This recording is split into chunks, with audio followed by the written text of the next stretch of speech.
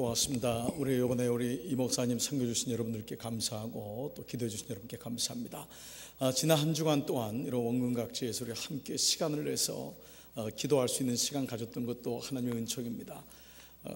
사우스 노스에서 1시간 거리를 매일마다 달려오셔서 기도해 주신 여러분께 감사하고, 또 기도해야지만이 또 우리가 하나님의 은혜를 알고 하나님의 열심으로 살 수 있는 때가 이때인 것 같습니다. 아무쪼록 여러분 마음속에 다시 한번 이 무릎의 영성이 또 회복되고 기도가 되기를 주의 이름으로 축복합니다. 오늘 저는 강권해 본 적이 있습니까? 라고 하는 제목으로 오늘 말씀을 나누기를 원합니다. 여러분은 개인적으로 그 어떤 주제의 설교를 듣기를 원하십니까? 또 역으로 설교를 들을 때 가장 반응하기가 어려운 설교는 어떤 설교라고 할 수 있습니까?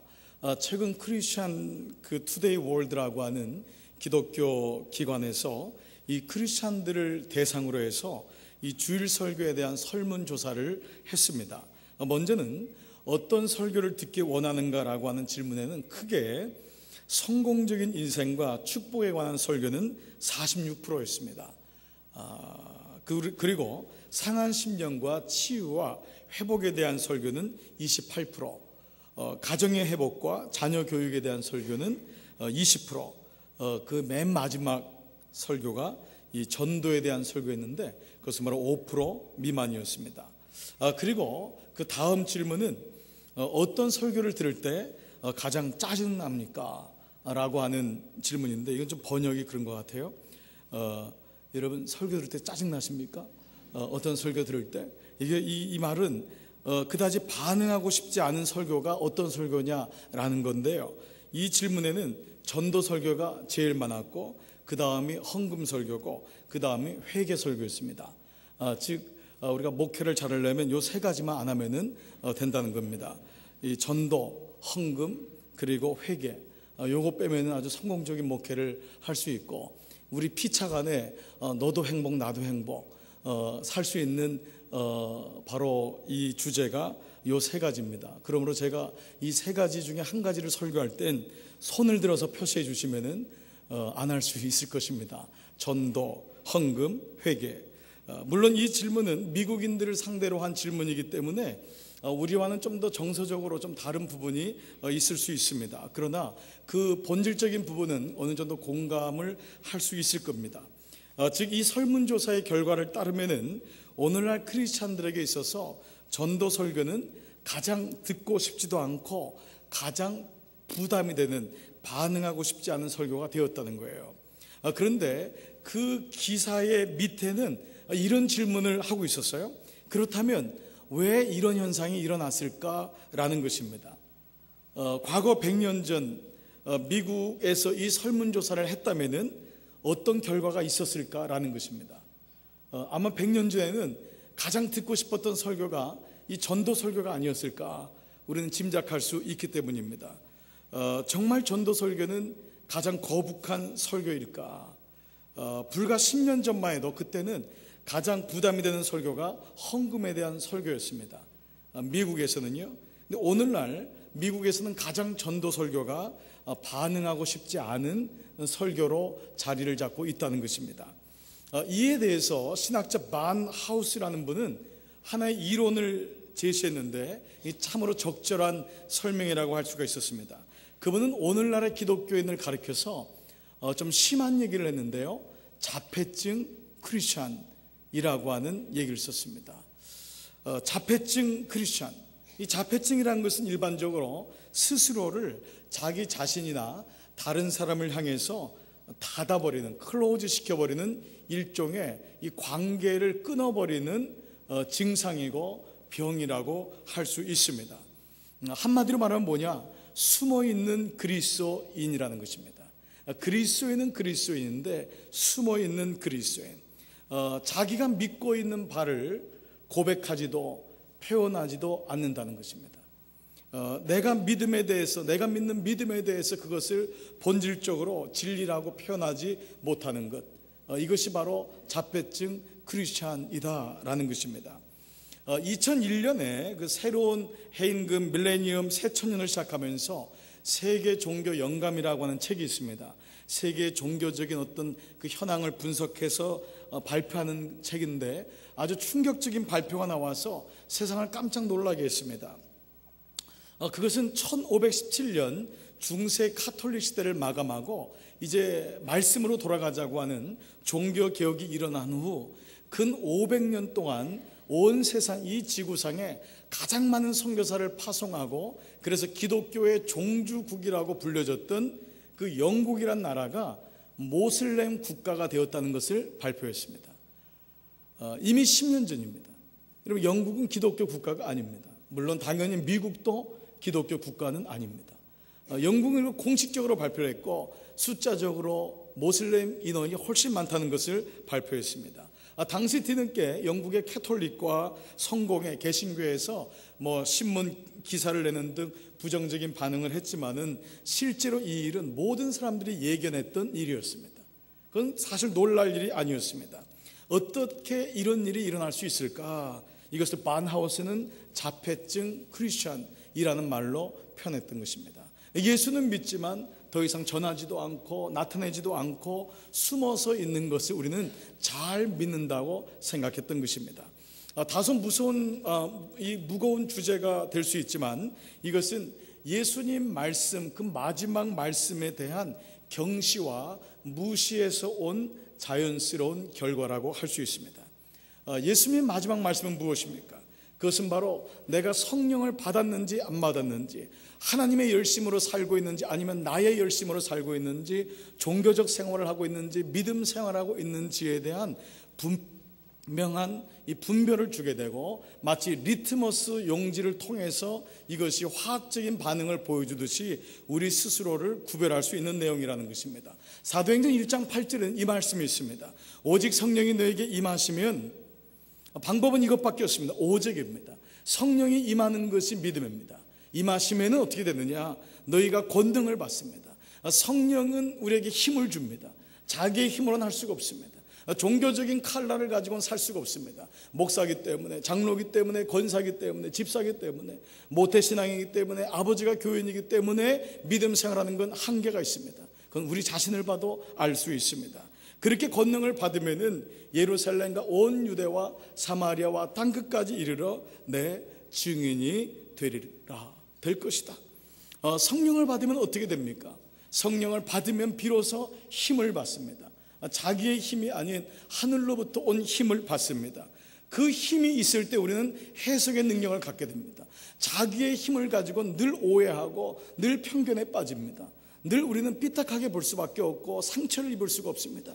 그런데 하나님의 힘이 내게 오기 때문에 다시 우리는 회개의 영이 오고 또 다른 마음을 가지고 상대를 볼 수 있고 느긋하고 넉넉한 심령을 가지고 살 수 있죠.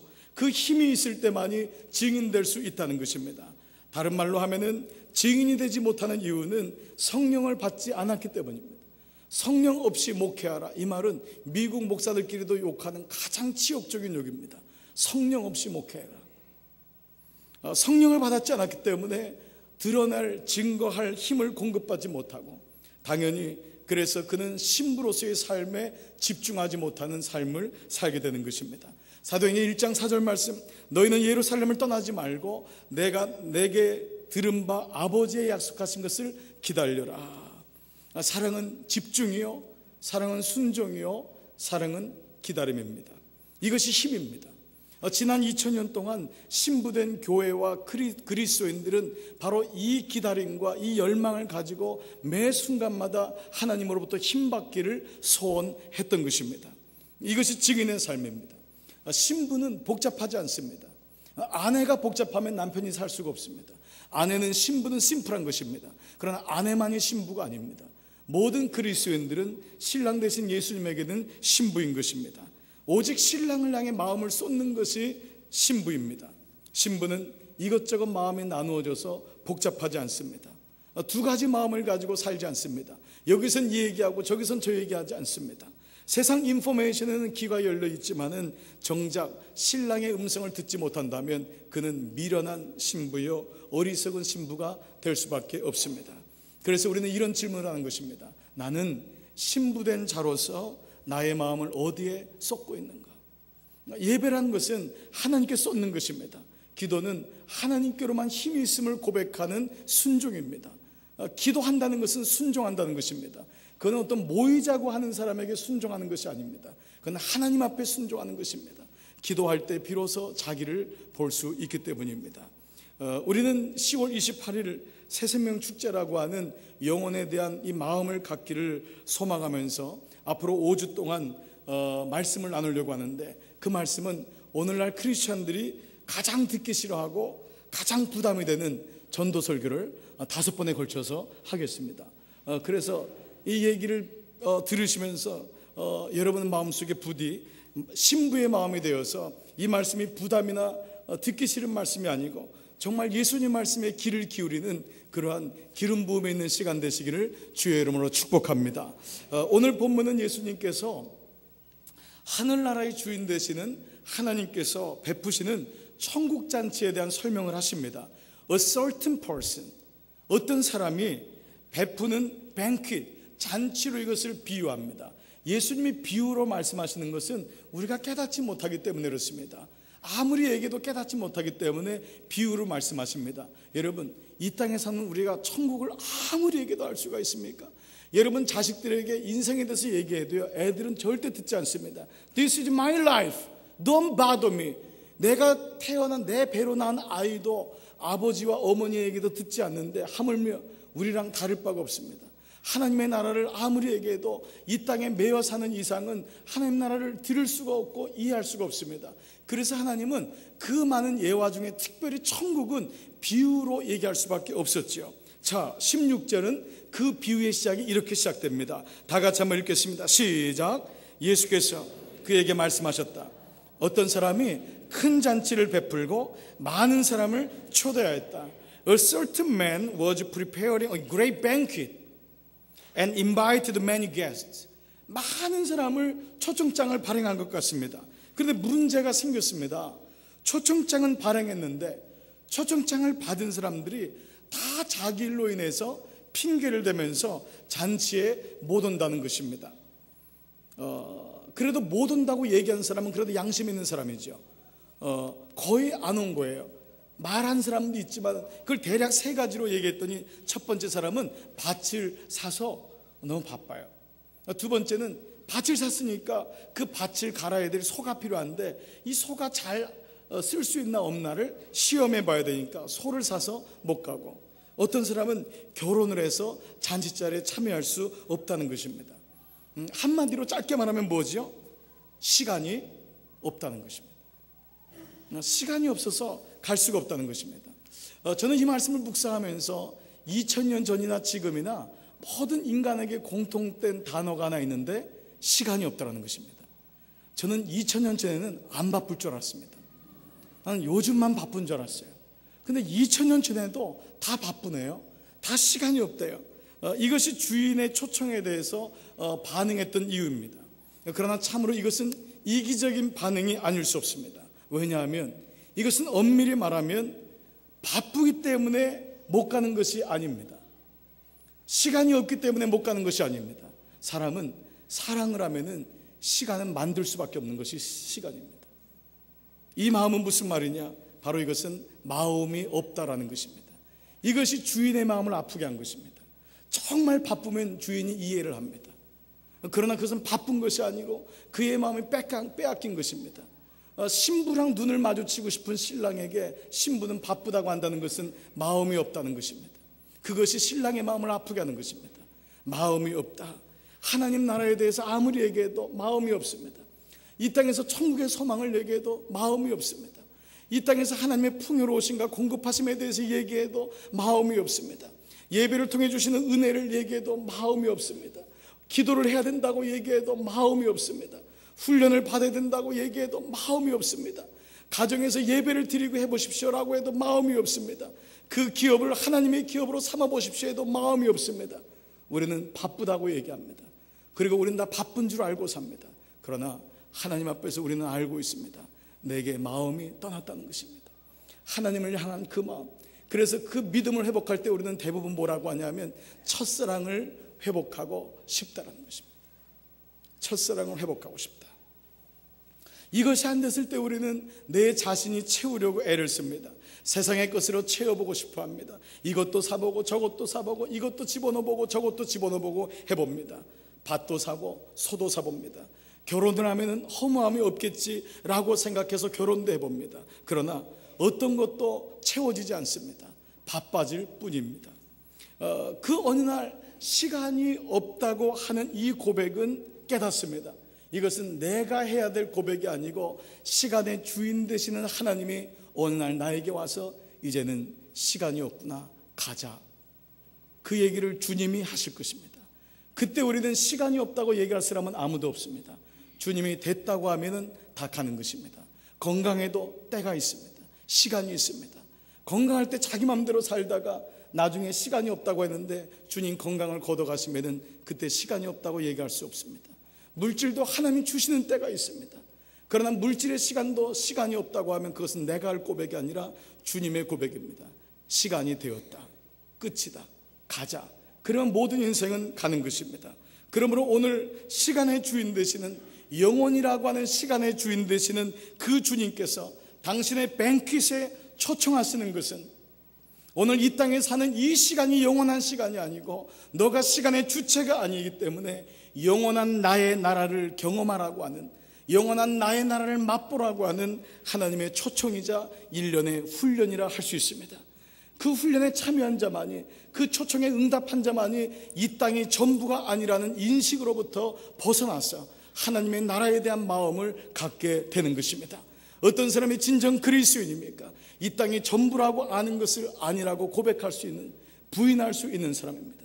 진짜 아버지가 누군지, 진짜 신랑이 누군지를 아는 것입니다. 여러분 옆에 신랑이 있습니까? 아시죠? 그 신랑은 거짓 신랑입니다.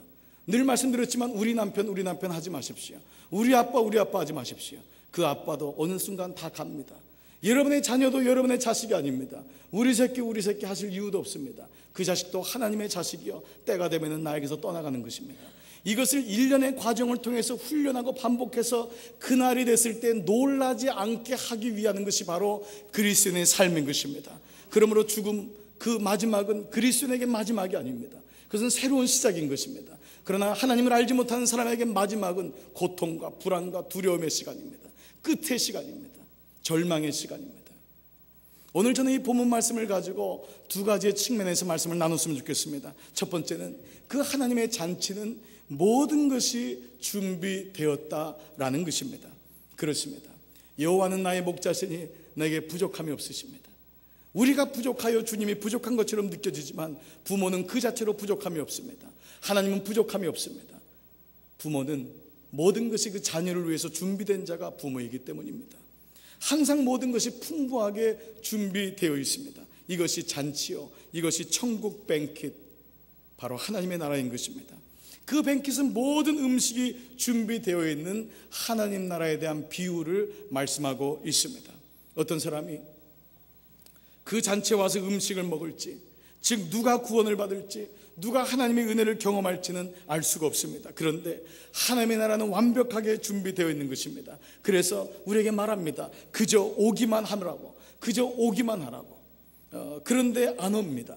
초청장을 몇 번이나 보냈지만 그 마음에 마음이 없으므로 그 마음이 소에 뺏기고 밭에 뺏기고 결혼에 뺏기고 세상의 것에 뺏겨 허무함이 와서 하나님의 자리가 없습니다. 그 잔치가 얼마나 귀하고 놀라운지를 모르기 때문입니다. 맛을 보지 못한 사람은 모릅니다. 알 수가 없습니다. 그래서 그저 데려만 오라는 것입니다. 와서 앉혀만 보라는 것입니다. 그저 데려와서 자리에 앉기만 하면은 그러면 나 여호와의 열심히 일을 이루시겠다는 것입니다. 이것이 복음입니다. 내가 할 수 있는 것은 설득이 아니고 그에게 복음을 전하는 것이 아닙니다. 많은 사람들은 착각합니다. 내가 그에게 복음을 전해야지, 내가 그를 설득해야지. 그러나 복음은 설득이 아니고 전하는 것이 아닙니다. 복음은 데리고 오는 것입니다. 그러면 하나님이 그를 만지시고 그를 감동시키시고 하나님이 열심히 이루시는 것입니다. 그런데 그렇게 한 번만 와보라고 해서 그저 한 번 교회에다 데려놓는다는 것이, 듣지도 않는데 복음을 전한다는 것이 무슨 의미가 있겠는가? 우리는 자문할 수 있습니다. 그것은 의미도 별로 없는 것 같고 무례하다는 느낌이 듭니다. 효과적이 아니다라는 생각이 듭니다. 그런데 오늘 말씀에 보면은 주인과 종의 역할과 생각이 분명히 다르게 나와 있습니다. 21절 말씀이 그 말씀입니다. 같이 한번 읽겠습니다. 시작. 그 종이 돌아와서 이것을 그대로 자기 주인에게 일렀다. 그러자 집주인이 노하여 종도로 말하기를 어서 시내 거리와 골목으로 나가서 가난한 사람들과 지체에 장애가 있는 사람들과 눈먼 사람들과 다리 저는 사람들을 이리로 데려오너라 하였다. 여러분, 지금 이 말씀을 처음 보거나 짧은 시간에 보지만 이미 여러분 이 말씀에서 여러 가지가 이 순간적으로 묵상이 많이 되실 것입니다. 잔치를 준비하는 몫은 주인의 몫입니다. 그런데 종의 역할은 그저 데려오라는 것입니다. 그는 시내와 거리와 골목으로 가서 데려오라는 것입니다. 그런데 누구를 데려오느냐? 가난한 사람, 지체 장애가 있는 사람, 눈먼 사람, 다리를 저는 사람을 데려오라는 것입니다. 이것은 유대인의 율법에는 제외된 사람입니다.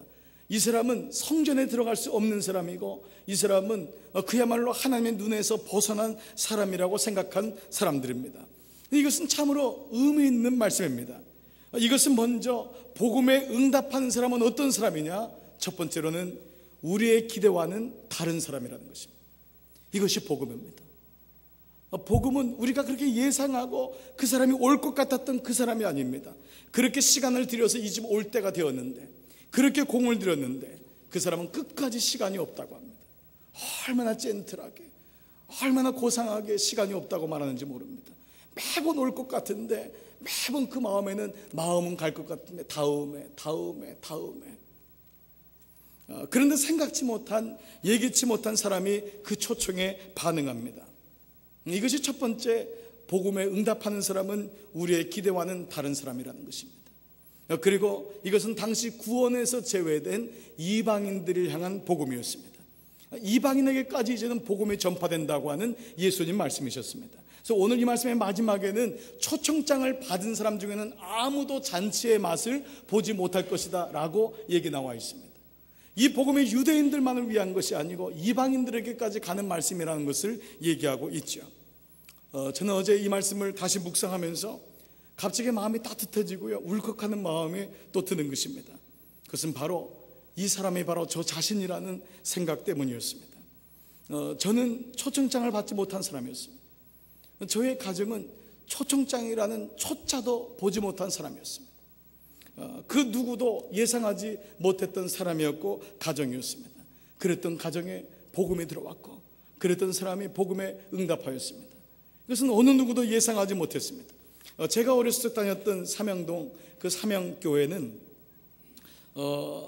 교회가 전통이 오래되면서 아주 뜨거운 교회였습니다. 특별히 그 교회는 목사님들과 장로님들, 권사님들, 집사님들의 자녀들이 많았습니다. 제 반만 해도 한 30명, 40명이 됐는데 대부분 장로님과 권사님, 집사님들의 자녀들이었습니다. 그래서 그런 자녀들이 당시 신학교로 가는 것을 그 당시에는 굉장히 축복과 자랑으로 여겼던 시간이 있었습니다.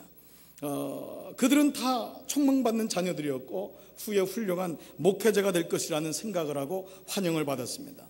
그러나 저는 어느 사람에게도 인식되지 않았던 사람입니다. 저를 막 이렇게 알리려고 막 이렇게 몸부림을 쳤지만 사람들은 금방 잊어버리고 네가 네 맞니 뭐 이런 걸로 아니라는 그런 태도를 보였죠. 몇 년 전 제가 그 교회에서 우연히 방문하게 됐고 그 교회 가서 인사를 하고 설교를 할 시간이 되었습니다. 사람들이 정말 저런 게 놀라는 거구나 라는 것을 알 수 있었습니다. 정말 의심의 눈초리와 뭐 그런 눈치들이죠. 그러면서 다 끝나고 나서 예배를 드릴 때 하는 말씀이 내가 그때의 그 아이 맞니?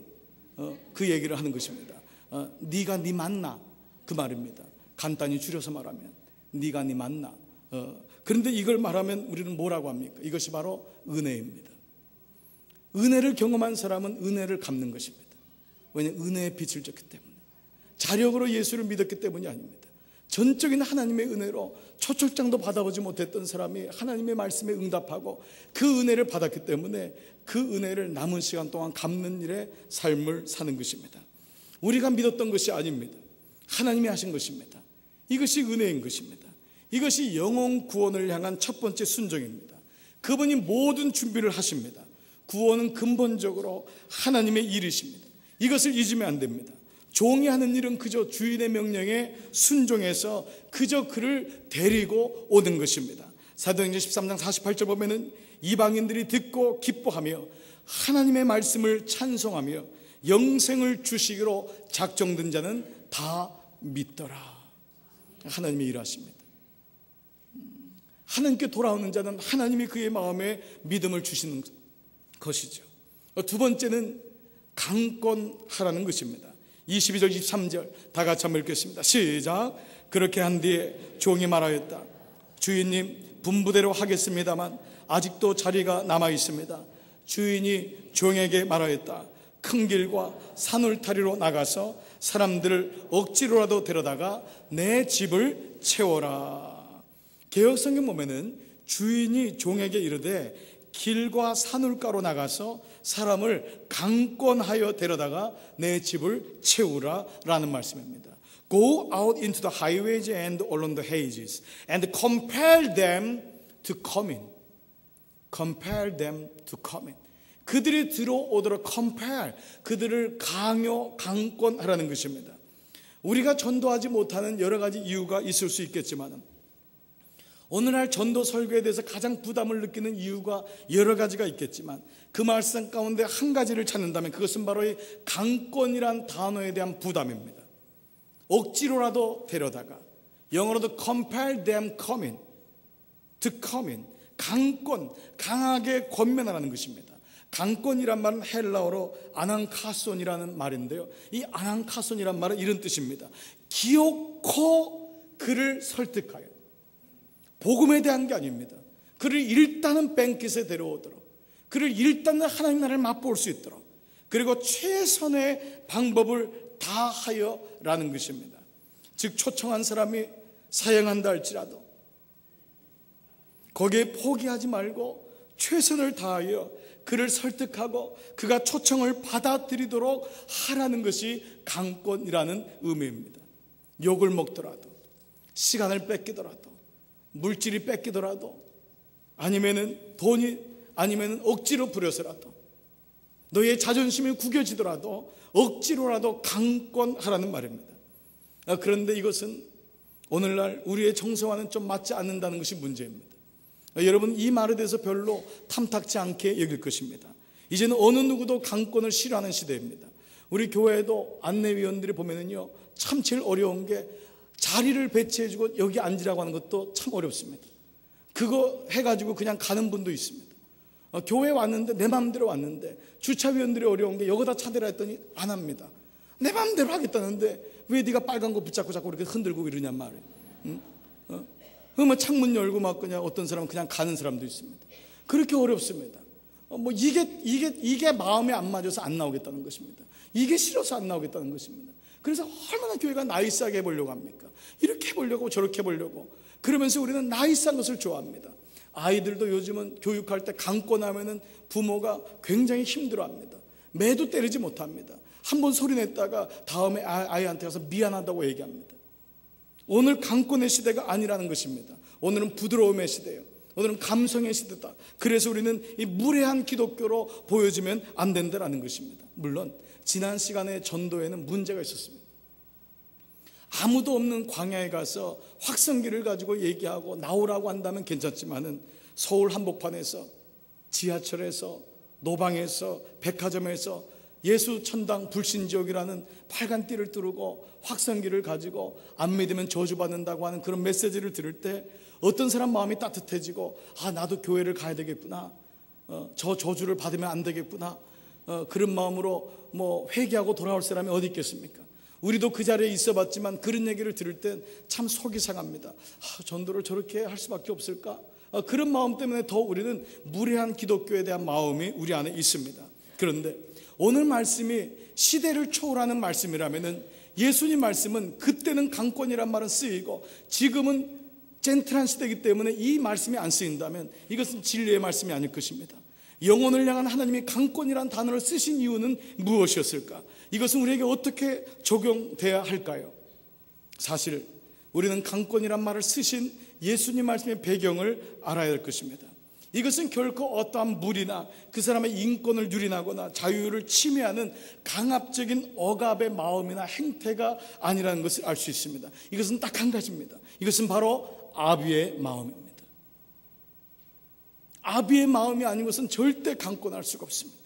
자녀를 기르는 부모는 이 마음을 읽을 때 이해가 됩니다. 부모는 자녀에게 때로는 강권해야 될 때가 있습니다. 앞뒤 못 가르는 아이가, 서너 살, 5, 6살밖에 안 된 사탕에 입이 익숙한 아이가 병이 들어서 쓴 약을 먹어야 되는데 아이를 설득합니다. 오늘날 현대의학에서 이 약이 얼마나 중요한지를 설명하고, 이 약을 5번에 걸쳐서 먹을 테니까 너는 제발 따라와 달라 그러고 딜을 하고, 그래도 아이는 듣지 않습니다. 여러분, 그때 여러분 아이에게 어떻게 약을 먹이셨습니까? 그 우악한 손을 가지고 아이의 볼을 확 눌러가지고 구멍을 만들어서 거기다가 숟가락을 쳐 넣는 무자비하고 아주 난폭한 짓을 여러분은 그 깐난 아이한테 인권도 유린하면서 물어보지도 않고 그 아이에게 여러분은 그런 짓을 그렇게 해온 게 여러분입니다. 여러분은 아주 무자비한 사람입니다. 여러분은 아주 정이 없고 독한 사람입니다. 그래서 아이에게 그런 쓴 약을 먹이다니. 한국에서 여름 수양회 때마다 강으로 갈 때가 많습니다. 그러면 꼭 물사고가 날 때가 있습니다. 실제로 한 여자아이가 물에 빠져가지고 들어가지 말라고 했는데 그 촐랑거리다가 들어갔는데 그냥 깊은 저수지 같이 돼가지고 물에 허덕이고 있었습니다. 그때 제가 가서 그에게 이렇게 묻습니다. 물 깊이가 어떻게 되니? 너 왜 그렇게 거기 들어갈 수밖에 없었는지를 나에게 얘기해 줄 수 없겠니?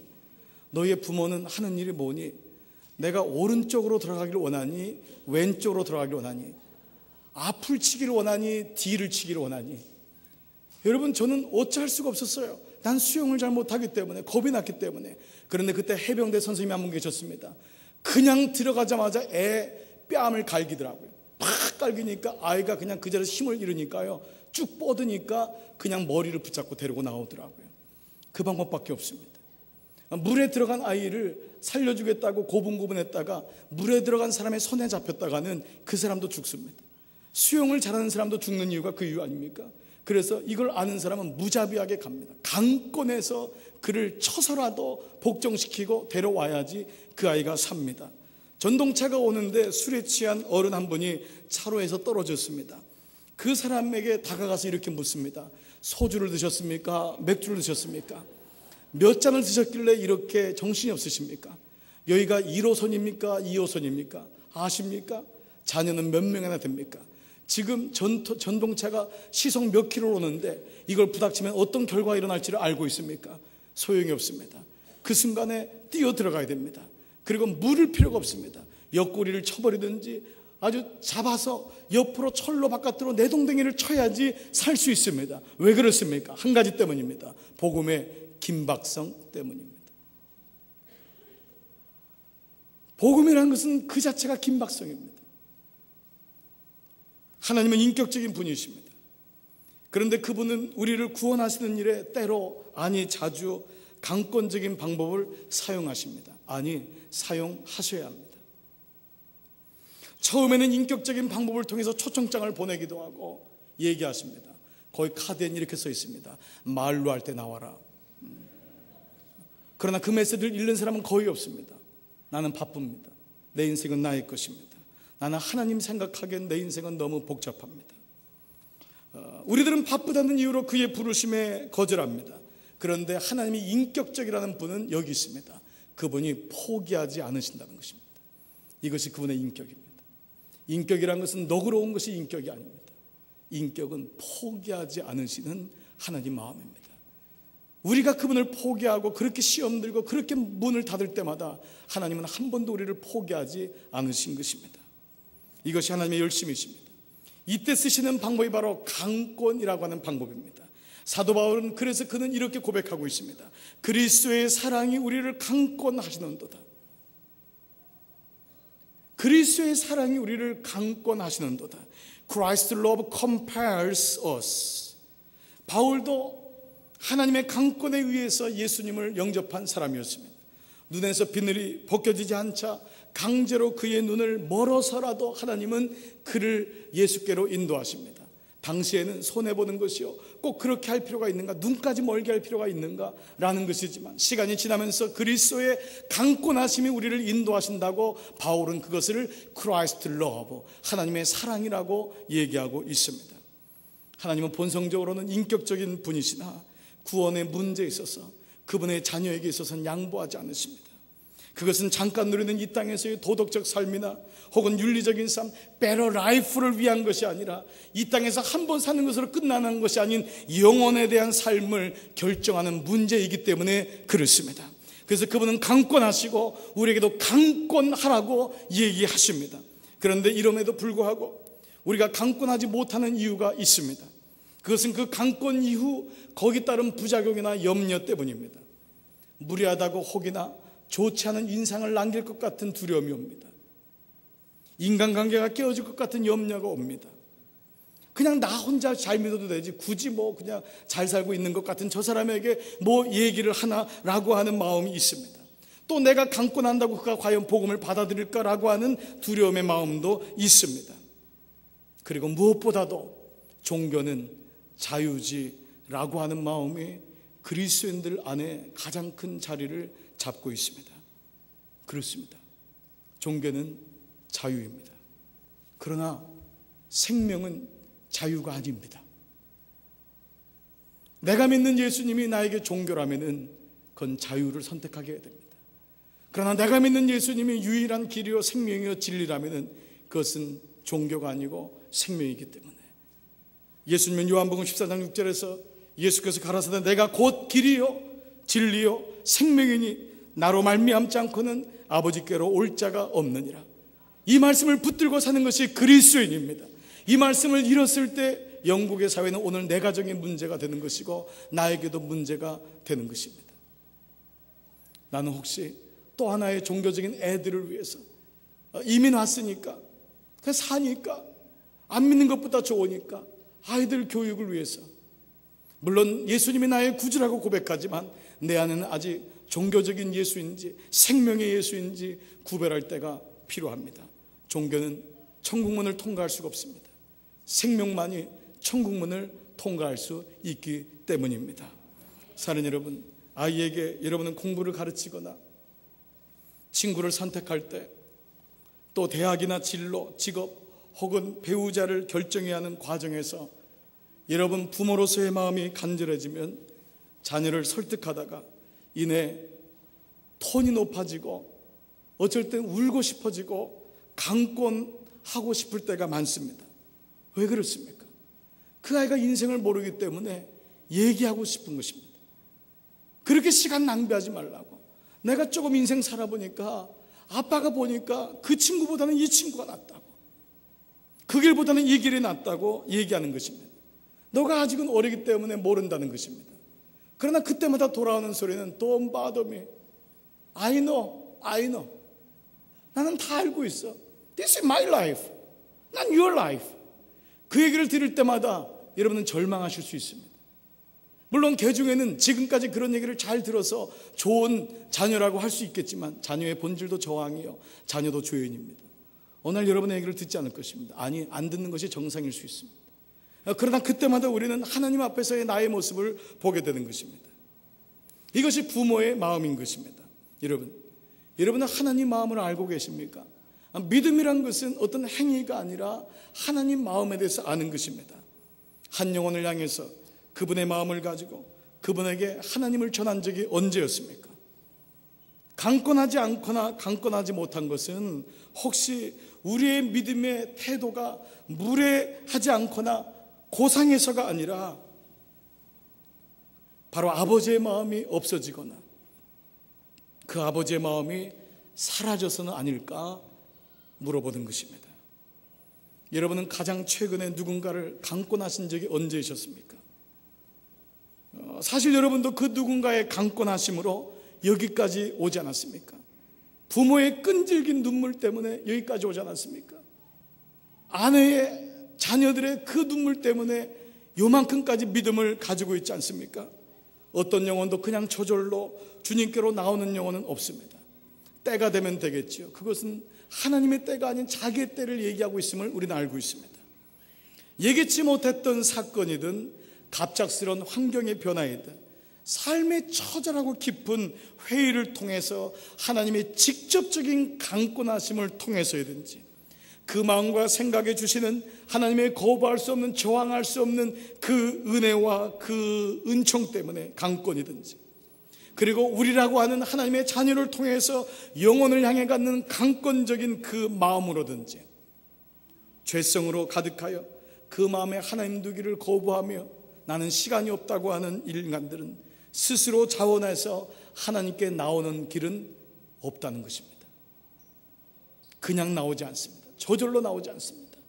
그래서 강권이라는 것은 바로 아비가 자식을 향해서 갖듯이 그 영혼을 향한 마음을 가지라고 주님 말씀하십니다.